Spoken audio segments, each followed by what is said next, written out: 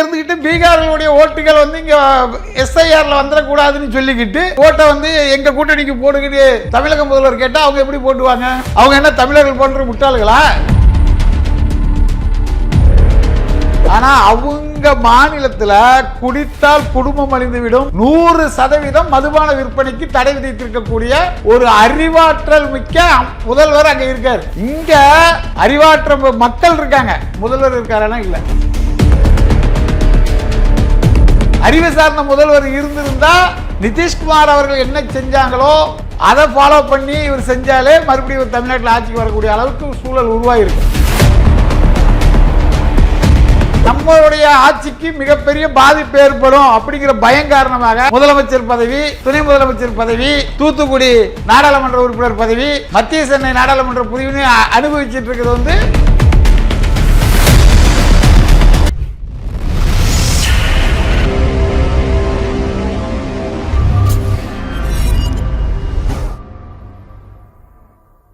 FD politics நேயர்களுக்கு வணக்கம். இன்னைக்கு நம்ம கூட பேசுறதுக்கு முத்து ரமேஷ் நாடார் சார் தான் இருக்காங்க. வாங்க பேசலாம் சார். வணக்கம். வணக்கம். பீகார் எலெக்ஷன் ஒரு வரலாறு காணாத வெற்றின்னு சொல்லலாம் என்டிஏ கூட்டணிக்கு. ஆனால் இங்கேருந்து போய் பிரச்சாரம் பண்ண காங்கிரஸ் வந்து 4 சீட்டு தான் வென்றிருக்கு. இது எப்படி பார்க்குறீங்க? என்டிஏ கூட்டணி வந்து அந்த மண்ணின் மைந்தர்களுடைய கோரிக்கையை ஏற்று பல்வேறு திட்டங்களை முதல்வர் நிதிஷ்குமார் அவர்கள் நிறைவேற்றியிருக்காங்க. குறிப்பிட்டு சொல்லணும் அப்படின்னா சாதிவாரி கணக்கெடுப்பு மாநில அரசால் எடுக்க முடியும் அப்படிங்கிறது எல்லாத்துக்கும் தெரியும். ஆனால் நம்ம திராவிட மாடல் முதலமைச்சர் என்ன சொல்லுவார்னா, சாதிவாரி கணக்கெடுப்பு அப்படின்னா மத்திய அரசுக்கு ஒரு கடிதம் எழுதுவார், நீங்கள் சாதிவாரி கணக்கெடுப்பு எடுங்க, எங்களுக்கு அந்த பவர் இல்லை எங்களுக்கு அப்படிங்கிற மாதிரி எழுதிட்டே இருப்பார். இப்போ அவர் வந்து மண்ணின் மைந்தர், அந்த மாநிலத்தில் எந்தெந்த சாதியினர்கள் எவ்வளோ பேர் இருக்காங்க அப்படிங்கிறத வந்து அவர் ஆய்வு பண்ணி இந்த சாதிக்கு எவ்வளோ ஓட்டு இருக்குது, இந்த சாதிக்கு எவ்வளோ ஓட்டு இருக்குது, இந்த சாதிக்கு எவ்வளோ ஓட்டு இருக்குது, அப்போ அவங்களுக்கு தேவையான பிரதிநிதித்துவம் சமூக நீதி அடிப்படையில் கொடுத்து அவர்களுடைய தேவையை பூர்த்தி செய்கிற அளவுக்கு கட்சியில் வேட்பாளர்களுக்கு வந்து வாய்ப்புகள் வழங்கியதுனால மிக எளிதாக போன தடவை 122 சீட்டு ஜெயித்த என்டிஏ கூட்டணி இந்த தடவை வந்து 202 தொகுதி ஜெயிச்சு ஒரு அபரிதமான வெற்றியை பெற்றிருக்கிறது. ஒன்று. இன்னொன்று பார்த்தீங்க அப்படின்னா, தமிழ்நாட்டில் பார்த்தீங்கன்னா நீங்கள் ஒரு பைக் எடுத்துகிட்டு இப்போ சென்னையை சுற்றி ரவுண்ட் வந்தீங்கன்னா குடிகாரர்கள் அங்கங்கே குடிச்சு விழுந்து கிடப்பாங்க, இல்லை ஏதாவது கடையில் வம்பு இழுப்பாங்க, சமூக குற்றச்செயலில் ஈடுபட்டு இருப்பாங்க. அதுக்கு காரணம் தமிழ்நாடு அரசு வந்து விற்பனை செய்யக்கூடிய டாஸ்மாக் மதுபானங்கள். பீகார் மாநிலத்தை பொறுத்தளவிற்கு 100% வெளிநாட்டு சாராயமோ பிராந்தியோ விஸ்கியோ, உள்நாட்டில் தயார் பண்ணக்கூடிய சாராயமோ பிராந்தியோ விஸ்கியோ விற்பதற்கு 100% தடை. அப்போ அவங்களுக்கு தெரியுது, இப்போ கல்வியில் சிறந்த மாநிலம் தமிழ்நாடுன்னு சொல்லி நம்ம பெருமையாக நிகழ்வுலாம் நடத்துகிறோம். ஆனால் நீங்கள் கிண்டலாக என்ன பண்ணுவீங்க, பீகாரிகள் வந்து படிப்பறிவு இல்லாதவர்கள், அவங்க பிழைக்கிறதுக்கே தமிழ்நாட்டுக்கு தான் வரணும் வந்து பெருமையாக சொல்கிற நிகழ்வுகளாக இருக்குது. ஆனால் அவங்க மாநிலத்தில் குடித்தால் குடும்பம் அழிந்துவிடும், குடும்பம் அழிந்தால் நாடு அழிந்துவிடும், இளைய தலைமுறை அழிந்துவிடக்கூடாது என்று சொல்லி 100% மதுபான விற்பனைக்கு தடை விதித்திருக்கக்கூடிய ஒரு அறிவாற்றல் மிக்க முதல்வர் அங்க இருக்கார். இங்க அறிவாற்றல் மக்கள் இருக்காங்க, முதல்வர் இருக்காரா? இல்ல. அறிவு சார்ந்த முதல்வர் இருந்திருந்தா நிதிஷ்குமார் அவர்கள் என்ன செஞ்சாங்களோ அதை ஃபாலோ பண்ணி இவர் செஞ்சாலே மறுபடியும் ஒரு தமிழ்நாட்டில் ஆட்சிக்கு வரக்கூடிய அளவுக்கு சூழல் உருவாகிருக்கும். இவர்களுடைய முன்னோடி கட்சின்னு சொல்ற ஜஸ்டிஸ் பார்ட்டி என்று சொல்லுகின்ற நீதி கட்சி ஆட்சி காலம் 1921 இருந்து 1937 வரை இருந்துச்சு. அவங்க தமிழ்நாட்டில் 100% இடஒதுக்கீடு கொடுத்துருந்தாங்க சாதிகளுக்கு. அது எதுக்கு அப்படின்னா, இப்போ உதாரணத்துக்கு ஒரு ஜாதி நாடார் எடுத்துட்டீங்கன்னா நாங்கள் 15% இருக்குன்னு நாங்கள் சொல்லுவோம். அது உண்மையா இல்லையான்னு ஆய்வு பண்ணாதான் தெரியும். இன்னொருத்தர் நாங்கள் 3 கோடி பேர் இருக்கோம்பா, 3 கோடி பேர் இருக்காங்களா இல்லையாங்கிறது கணக்கு பார்த்தா தான் தெரியும், எண்ணிக்கை பார்த்தா தான் தெரியும். ஒரு எண்ணிக்கையை ஒரு கணக்கை பார்க்காமல், அப்படி பார்த்தால் நம்மளுடைய ஆட்சிக்கு மிகப்பெரிய பாதிப்பு ஏற்படும் அப்படிங்கிற பயம் காரணமாக, ஏனென்று சொன்னால் தமிழ்நாட்டில் 10,000 ஓட்டு கூட இல்லாத ஒரு குடும்பத்தினர் முதலமைச்சர் பதவி, துணை முதலமைச்சர் பதவி, தூத்துக்குடி நாடாளுமன்ற உறுப்பினர் பதவி, மத்திய சென்னை நாடாளுமன்ற பதவியை அனுபவிச்சுட்டு இருக்கிறது வந்து தமிழர்கள் விழித்துக் கொள்வார்கள். தமிழ்நாட்டில் 50,000 பேர் கூட இல்லாத ஜாதிக்கு இத்தனை பதவியான்னு சொல்லி நம்மளை அடிச்சு துரத்திடுவாங்க என்ற பயம் காரணமாக, தங்களுடைய சுயநலம் காரணமாக சாதிவாரி கணக்கெடுப்பு எடுக்கிறது இல்லை. ஆனா அங்க அப்படி கிடையாது. மண்ணின் மைந்தர் முதலமைச்சர், எந்த சாதி எவ்வளவு பேர் இருக்காங்களோ நம்ம கணக்கெடுத்து அவங்களுக்குரிய பிரதிநிதித்துவத்தை கொடுத்தால், அவங்களுக்கு உள்ள பிரதிநிதித்துவத்தை அரசியல் ரீதியாக கொடுத்தால் நம்மளால் வெற்றி பெற முடியும் என்கின்ற தன்னம்பிக்கை உள்ள ஒரு முதலமைச்சர் நிதிஷ்குமார். அதே மாதிரி இங்க பாருங்க, இங்க வந்து விவசாயிகள் பனைமரத்துல ஏறி கல்ல விற்பதற்கு தடை. மண்ணின் மைந்தர்கள் விவசாயிகள் சுமார் 20 லட்சம் பேர் அந்த தொழிலை செய்யக்கூடிய இருக்காங்க. தென்னை மரத்தில் ஏறி வைக்க அவங்க ஒரு 20 லட்சம் பேருக்கு 40 லட்சம் குடும்பம் பாதிக்கப்படக்கூடிய கல்லுக்கு தடை. அந்த கல்லுக்கு தடை யார் பண்ணா? முன்னாள் முதல்வர் எம்ஜிஆர் ஆட்சி காலத்தில் சாராய முதலாளிகளுக்காக அவர் சுயநினைவு இல்லாத காலத்தில் நடைபெற்ற ஒரு நிகழ்வு. ஆனால் எம்ஜிஆர் எது செஞ்சாலும் அதுக்கு ஆப்போசிட்டா செய்யக்கூடிய திமுக ஏன் இந்த விஷயத்துல வந்து கல்லுக்கு தடையை நீக்கல? அதுக்கப்புறம் இவங்க எத்தனை தடவை முதலமைச்சர் பதவிக்கு வந்திருக்காங்க? புரியுதா உங்களுக்கு? இவங்க எது செஞ்சாலும் இவங்க எதிர்ப்பாங்க, இவங்க எது செஞ்சாலும் இவங்க எதிர்பார்ப்பாங்க. இந்த விஷயத்துல வந்து ஏன் திமுக எம்ஜிஆர் கொண்டு வந்த தடையை நீக்கவில்லை? ஏன்னா சாராய முதலாளிகள் கள்ளச்சாராய வியாபாரிகள் வந்து பெரிய அளவுல கைவிட்டு வாங்கி கொண்டு இருக்கிறாங்க. அந்த கைவிட்டு நம்ம கையை விட்டு போயிடும். 20 லட்சம் பனை தொழிலாளர்கள் வந்து அவங்களே கல்லறைக்கு விற்பனை செஞ்சா அவங்க வாழ்வாதாரத்தில் பெருசாவாங்களே தவிர அவங்க வாழ்க்கையில முன்னேறுவாங்களே தவிர அரசுக்கு எந்த வருமானமும் வராது. அதனால் கள்ளச்சாராய வியாபாரமா இருக்கட்டும் சாராய வியாபாரமா இருக்கட்டும் நாங்களே நேரடியாக செஞ்சு அதன் மூலம் பயனடைகிற வகையில செயல்படக்கூடிய அரசு எந்த அரசு? திராவிட மாடல் அரசு. இப்போ அங்க வந்து சாராயத்துக்கு 100% தடை விதிச்சிருக்காங்கல்ல. ஆனா கல்லுக்கு தடை என்றால் கல்லுக்கு தடை கிடையாது. ஏன் அப்படின்னா கல்லு வந்து ஒரு சுதேசி பொருள். கல்லு வந்து இயற்கை தரக்கூடிய உற்சாக பானம். கல்லு பல நோய்களுக்கு மாமருந்தா இருக்கக்கூடியது. அது ஒரு பனஞ்சாறு, அது ஒரு பனம்பால். உலகத்திலேயே தாய்ப்பாலுக்கு இணையாக கலப்படம் செய்யாத ஒரு பால் என்றால் அது பனம்பால் தான். அப்படிங்கிற உண்மையை உணர்ந்து அந்த மாநிலத்தினுடைய முதல்வர் செயல்படுறாரு. அப்ப அந்த மாநிலத்தினுடைய முதல்வர் மக்களுக்கு தேவையான விஷயத்தை செய்யறவர். அவரை மக்கள் திருப்பி முதலமைச்சர் ஆக்கிறதுக்கு வாக்களிப்பாங்களா? மக்கள் நலன் பற்றி எந்த சிந்தனையும் இல்லாம பீகாருக்கு இங்க இருந்துகிட்டு பீகார்களுடைய ஓட்டுகள் வந்து இங்க எஸ்ஐஆர்ல வந்துடக்கூடாதுன்னு சொல்லிக்கிட்டு பீகார்ல போய் ஓட்டை வந்து எங்க கூட்டணிக்கு போடுகிட்டு தமிழக முதல்வர் கேட்டால் அவங்க எப்படி போட்டுவாங்க? அவங்க என்ன தமிழர்கள் போன்ற முட்டாள்களா? பக்கத்து மாநிலத்துக்காரங்களாம் முதலமைச்சர் ஆக்கிறதுக்கு? புரியுதா உங்களுக்கு? அதன் வெளிப்பாடு தான் தமிழக முதல்வர் மு க ஸ்டாலினுடைய பிரச்சாரத்தின் பயனால தான் இன்னைக்கு வந்து 80 தொகுதிகளுக்கு மேல மிகப்பெரிய அபரித வெற்றியை என்டிஏ கூட்டணி பெற்றிருக்கு. இவர் போகல அப்படின்னா ஒரு 20-30 தொகுதி வேற யாராவது ஜெயிச்சிருப்பாங்க. ஆனா இப்ப என்டிஏ கூட்டணி வந்து எல்லா மாநிலங்களுக்கும் என்டிஏன்னு தான் வருது. ஆனா இப்போ இந்தியா கூட்டணி வந்து பீகார்ல வந்து வேற ஏதோ பேர்ல அது அந்த மாநிலத்துக்காகவே பிரத்யேகமா உருவாக்கப்பட்ட கூட்டணின்னு சொல்றாங்க. அதாவது பலம் வாய்ந்த கூட்டணி வந்து பேரை மாற்ற வேண்டிய அவசியம் கிடையாது. பலம் இல்லாத கூட்டணி இப்போ வந்து காங்கிரஸ் வந்து கழுதை தேஞ்சி கட்டுரிமை கதைன்னு ஒன்று சொல்லுவாங்க தமிழ்நாட்டில். அந்த மாதிரி பல்வேறு மாநிலங்களில் அது கட்சி இருக்கா இல்லையான்னு தெரியாத ஒரு நிலைமை. குறிப்பாக தமிழ்நாட்டில் எடுத்துக்கிட்டிங்கன்னா காங்கிரஸ் கட்சியுடைய முகவரியாக காங்கிரஸ் கட்சியினுடைய ஐக்கனாக இந்தியாவே போற்றக்கூடிய தலைவரான பெருந்தலைவர் காமராஜர் போட்டோவை பயன்படுத்திட்டு வந்தாங்க.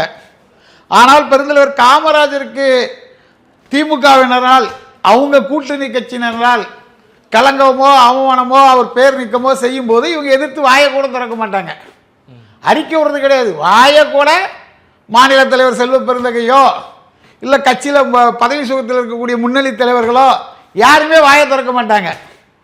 இப்போ கூட சமீபத்தில் ஒரு நிகழ்வு நடந்துச்சு 3-4 நாளைக்கு முன்னாடி. கன்னியாகுமரி மாவட்டம் பெருந்தலைவர் காமராஜருடைய தொண்டர்கள் அதிக அளவில் உள்ள மாவட்டம். அந்த மாவட்டத்தில் திமுக காங்கிரஸ் கூட்டணி சார்பாக ஒரு நிகழ்ச்சி நடக்குது, பொதுக்கூட்டம். அதில் பெருந்தலைவர் காமராஜர் படமே இல்லை.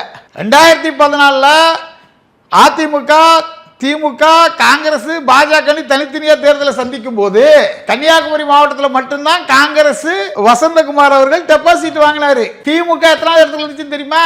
முதல் இடத்துல பாரதிய ஜனதா கட்சி, 2வது இடத்துல காங்கிரஸ், 3வது இடத்துல அண்ணா திமுக, 4வது இடத்துல திமுக.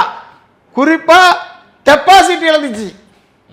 அப்படி டெபாசிட் இழந்த திமுகவை வந்து இன்னைக்கு தமிழ்நாட்டில் வந்து அரசியலில் கோலச்ச வைக்கிற கட்சி காங்கிரஸ். அதற்கு காரணம் பெருந்தலைவர் காமராஜருடைய வாக்கு வங்கி. அவரையே கேவலப்படுத்துகிற மாதிரி அவமானப்படுத்துகிற மாதிரி அவர் படத்தை புறக்கணிக்கிறார்கள் என்றால் காங்கிரஸ் கூடயே இவங்க இருந்து காங்கிரஸ் அழிக்கிறதுக்கான வேலையை தான் திமுக செஞ்சிட்டு இருக்கிறது உறுதிப்பட தெரியுது. உணர்வுள்ள காங்கிரஸ்காரர்கள் திருச்சி வேலுச்சாமி போன்றவர்கள், சட்டசபை எதிர்க்க காங்கிரஸ் கட்சி தலைவர் ராஜேஷ்குமார் எம்எல்ஏ அவர்கள் இவங்கெல்லாம் எதிர்ப்பு தெரிவிக்கிறாங்களே தவிர தலைவர் பதவியில் இருக்கக்கூடிய செல்வ பெருந்தை அவர்களுக்கு திமுகவை எதிர்த்து பேசணும் இல்லை திமுகவை பற்றி அவங்க தப்பு செஞ்சால் சுட்டி காட்டுங்கிற எண்ணமே கிடையாது. அவங்க என்ன சொன்னாலும் அதுக்கு ஜாலரை அடிக்கிற வேலையை தவிர இப்போ இருக்கிற காங்கிரஸ் தலைவர் வந்து எதுவுமே செய்யறதில்ல. இதுதான் நிகழ்வாக இருக்குது. அப்படி இருக்கும்போது நாளைக்கு காமராஜர் தொண்டர்களாக இருக்கட்டும், உண்மையான காங்கிரஸ்காரங்களாக இருக்கட்டும், எப்படி வந்து திமுக கூட்டணிக்கு ஓட்டு போடுவாங்க? எப்படி போடுவாங்க? திமுகவை தோற்கடிப்பார்கள், திமுகவை புறக்கணிப்பார்கள். பெருந்தலைவர் காமராஜர் புகழை கெடுக்க நினைக்கிற திமுக தமிழ்நாட்டில் 234 தொகுதியிலும் படுதோல்வி அடையும். அப்படிங்கிறதான அவங்க என்னமா இருக்க முடியும்? தங்களுடைய உயிருக்கு மேல நேசிக்கக்கூடிய ஒரு தலைவருடைய புகழையே தொடர்ந்து இரட்டடிப்பு செய்யக்கூடிய திமுக மறுபடியும் எப்படி ஆட்சிக்கு வரும்? அதே மாதிரி இவங்களுக்கு வந்து பிற மொழியாளர்களுக்கு மேல இருக்கிற பாசமோ கரிசனமோ தமிழர்கள் மேல கிடையாது. சமீபத்தில் ஒரே காலகட்டத்தில் 2 நிகழ்வுகள். ஒன்று, கோயம்புத்தூர்ல ஒரு பாலம் திறக்குது தமிழக அரசு. இன்னொன்று சிவகாசியில் ஒரு பாலம் திறக்குது. கோயம்புத்தூர்ல ஜிடி நாயுடு சாலை அப்படின்னு பேர் யார் திறக்கிறா? தமிழ்நாட்டுடைய முதல்வரே திறக்கிறாரு. சிவகாசியில் தமிழ்நாடு என்று பெயர் வைப்பதற்காக 79 நாட்கள் பட்டினி போராட்டம் இருந்து தன் உயிரை தியாகம் செய்த தியாகி சங்கரலிங்க நாடார். அவர் பேரை என்ன சொல்லி வச்சிருக்காங்க? சங்கரலிங்க நார். அது என்னடா நாரு? ஒன்று சங்கரலிங்கம்னு சொல்லு, இல்லை சங்கரலிங்க நாடார்னு சொல்லு, இல்லை அவர் கையெழுத்து போட்ட மாதிரி சங்கரலிங்க நாடாருங்கிற பேரை வை.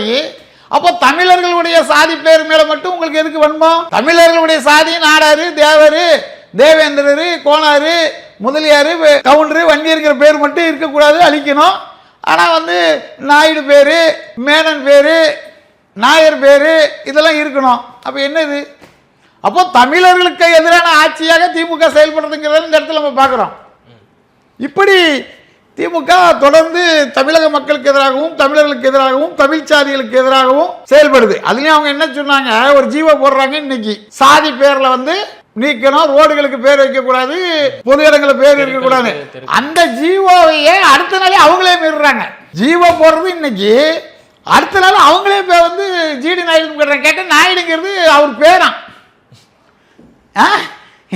என்னது ஒரு ஐயக்கத்தலா? இந்த மாதிரியான ஒரு சூழல்கள், இந்த மாதிரியான ஒரு நிலைமைகள், இது எப்படிலாம் தமிழக மக்கள் இப்போ இன்னும் ஒரு 3 மாதம் தான் இருக்குது, அதனால பிரச்சனை இல்லை. இருந்தாலும் சொல்ல வரேன்.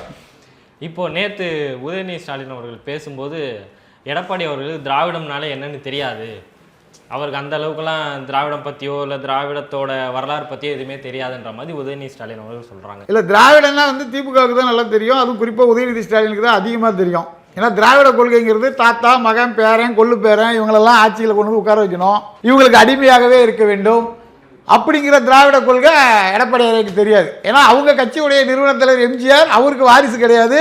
அதற்கு பிறகு வந்த பொதுச் செயலாளர் ஜெயலலிதா அவர்கள், அவருக்கு வாரிசு கிடையாது. அது அவங்களுக்கும் எடப்பாடியாருக்கும் எந்த சம்பந்தமும் கிடையாது.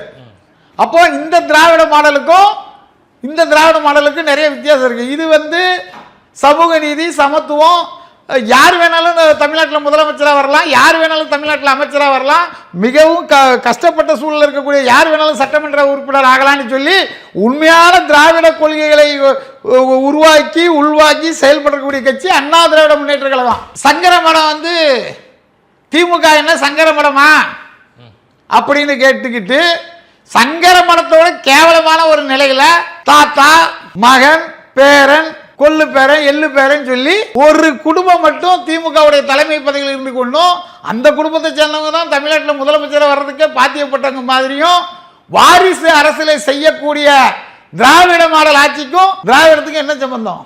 அவர் வந்து எடப்பாடி பேரை உச்சரிக்கிறதுக்கே முதல்ல வந்து அவங்களுக்கு அவங்க கொள்கைப்படி பார்த்தா தகுதி இருக்கான்னு தெரியல. அடுத்துன காவிரி அந்த மேகதாது அணை வந்து அதுக்கான வரைவை வந்து நீங்கள் கொடுங்க அப்படின்ற மாதிரி கர்நாடகாவுக்கு உச்சநீதிமன்றம் சொல்லியிருக்காங்க. இவங்க தரப்புல இருந்து நாங்கள் வந்து தமிழ்நாட்டோட உரிமைகளை மீட்போம், அப்படி மரியாதைகளை காப்போம் அப்படின்லாம் சொல்லிட்டு இருந்தாங்க. இது எதுவுமே அங்கே விவாதமாக வைக்கப்படலை, இவங்க டிஃபெண்டே பண்ணலைன்னு சொல்கிறாங்க. அதாவது திமுக இன்றெல்லாம் நேற்றெல்லாம் எப்போதுமே இதே வேலை தான் செய்கிறது. காவிரி உரிமைக்காக காவிரி ஆணையம் அமைக்கப்படும் போது கூட சரி, அதுக்கப்புறம் உச்சநீதிமன்றம் வரையும் சட்ட போராட்டம் நடத்தி அந்த உரிமைகளை பெற்றுத்தந்தவர் அதிமுகவுடைய பொதுச் செயலாளரும் முன்னாள் முதல்வருமான அம்மையார் ஜெயலலிதா அவர்கள். திமுக அந்த மாதிரி ஏதாவது நிலைப்பாடு இருக்குதுன்னா கிடையாது. அவங்களுக்கு வந்து இன்றைய சூழலில் தேவை என்ன இருக்குது? அவங்க வந்து காங்கிரஸ் கட்சியுடைய கூட்டணியில் இருக்காங்க. காங்கிரஸ் கூட்டணி காங்கிரஸ் ஆளுகின்ற மாநிலம் தான் கர்நாடகா. அப்போ இது தொடர்பாக எதிர்த்து தமிழக உரிமைகளுக்காக போராட்டமோ தமிழக உரிமைகளுக்காக சட்ட போராட்டமோ ஏதாவது செய்தால் அவர்கள் கூட்டணியிலிருந்து திமுகவை தூக்கி தூர வீசிடுவாங்க. அப்போ அவங்க எப்படி ஆட்சிக்கு வர முடியும்? தமிழ்நாட்டு அரசியலில் கூட்டணி இல்லாமல் ஒரு முறை கூட ஆட்சிக்கு வராத திமுக பயந்து போய் அவர்களுடைய சுய லாபத்திற்காக தமிழர்களுக்கும் தமிழக மக்களுக்கும் தமிழ்நாட்டுக்கும் துரோகம் செஞ்சுட்டு வருது. அந்த துரோகத்தினுடைய வெளிப்பாடு தான் இன்னைக்கு வந்து மேகதாது அணைக்கு அந்த மேப்பை வந்து உச்சநீதிமன்றம் கேட்டிருக்கு. இவங்க கருணாநிதி சிலை வைக்கிறதுக்காக உச்சநீதிமன்றம் வரைக்கும் போவாங்க. கருணாநிதி சிலையை வந்து வைக்க வேண்டும் சொல்லி யாராவது எதிர்ப்பு தெரிவித்தா அதற்கு உச்சநீதிமன்றம் வரைக்கும் தமிழ்நாடு அரசுடைய வழக்கறிஞர்கள் எல்லாம் போவாங்க. அதுக்கு முழுக்க முழுக்க செலவு ஃபுல்லாக நம்மளுடைய பணம், நம்ம காசு. ஆனால் நமக்கு உரிமைகள் வேண்டும்.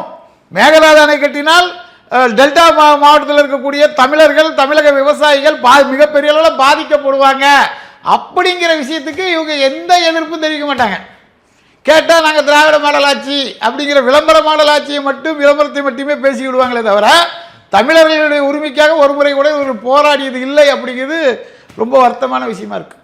பல கேள்விகளுக்கு மிக சிறப்பான பதில் கொடுத்தீங்க. ரொம்ப நன்றி. நன்றி.